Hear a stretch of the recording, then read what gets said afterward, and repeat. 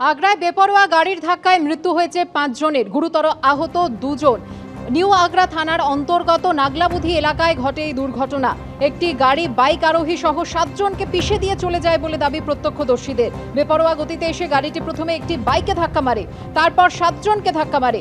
গাড়িটির গতি এতই বেশি ছিল যে সংঘর্ষের পর তার ডিভাইডারে উঠে যায়। দুর্ঘটনায় মৃতদের মধ্যে রয়েছেন এক মহিলা, তার 2 সন্তান। গাড়ি চালককে ধরে পুলিশের হাতে তুলে দেয় স্থানীয় বাসিন্দারা। ইঞ্জিনিয়ারিং এর ছাত্রকে তৃণমূল কার্যালয়ে তুলে নিয়ে গিয়ে মারধরের অভিযোগ তৃণমূল কাউন্সিলর কাকলি চৌধুরীর বিরুদ্ধে।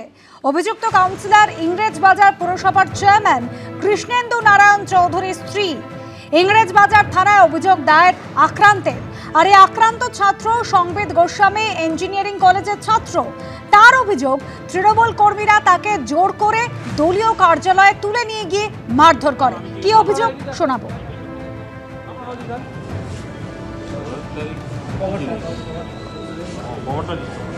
আমি কালকে 8:30টার দিকে মিশনে বসেছিলাম, তো কিছুজন দাদারা এসে আমাকে বললো চ পার্টি অফিসে চ। আমি বললাম দাদা কেন, কিছু হয়েছে? বলছে তোকে যেতে বললাম, তুই চ।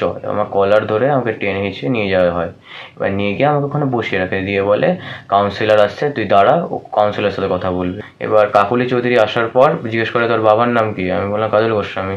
ওরা বলে বেশি বড় নেতা হয়েছে, আদিনাথ নিয়ে লড়বে, পাড়াতে আমাদের বিরুদ্ধে সংগঠন তৈরি করবে, পলিটিশিয়ান হবে, এরকম বলে আমার গায়ে এক থাপ্পড় মারেন করে কন্টিনিউয়াস আমাকে থাপ্পড়াতে থাকেন।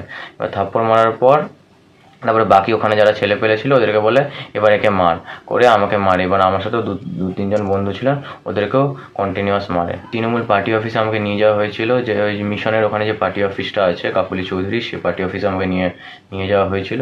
ওখানে হয়েছে ঘটনাটা। মারার পরে আমাকে কিছুক্ষণের মধ্যে বাবা ঢুকে ওখান থেকে আমাকে নিয়ে আসেন। পুলিশ এসেছিলেন, ওখান থেকে সে আমার বাবা নিয়ে আসেন।